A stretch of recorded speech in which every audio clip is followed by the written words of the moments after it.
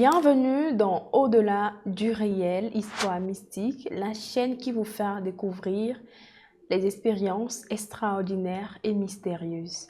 Bien avant d'écouter l'histoire du jour qui vous laissera sans voir, si vous êtes nouveau sur notre page, je vous invite à vous abonner, à commenter, à liker, à partager et à activer la cloche de notification pour ne rater aucune de nos émissions.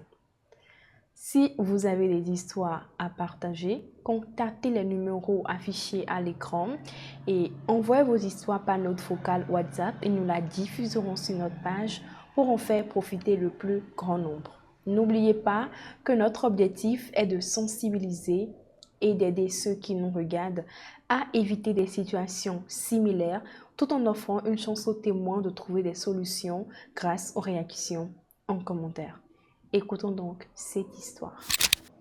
Bonjour la communauté, j'espère que vous allez bien. Excellent vendredi à tous. Je viens pour une histoire sympa que j'aimerais vous raconter. Mais tellement étonnant. Je vais essayer de vous voir un peu cette histoire. Parce que c'est quelque chose, tant que tu n'as pas encore vu, tu dois dire que ça n'existe pas.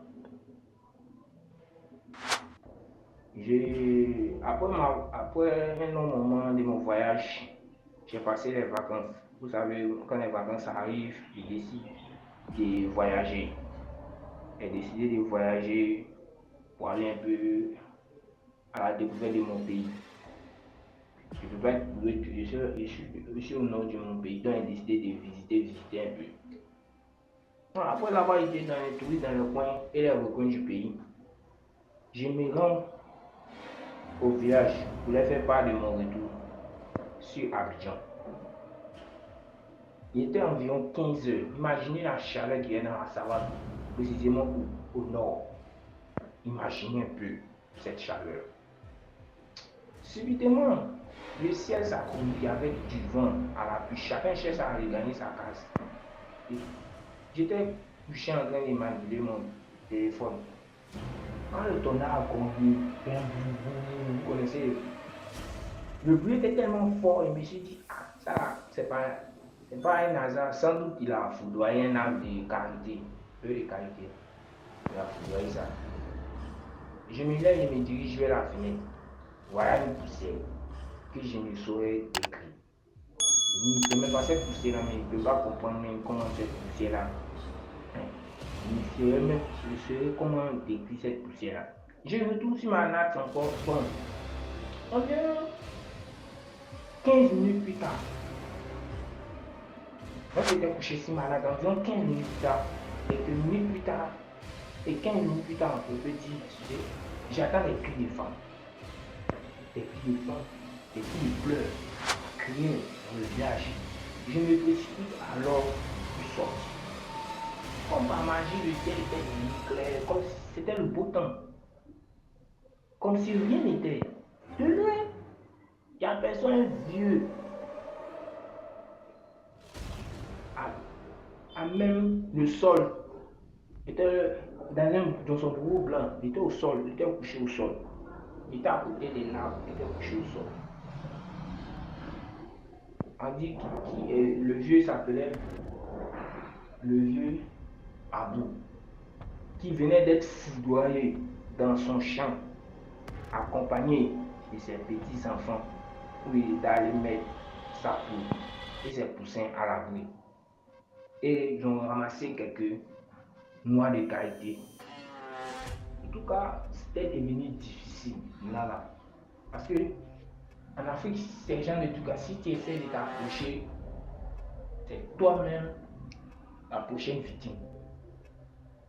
En tout cas, il fallait l'intervention d'un forgeron. Je vous dis les forgerons.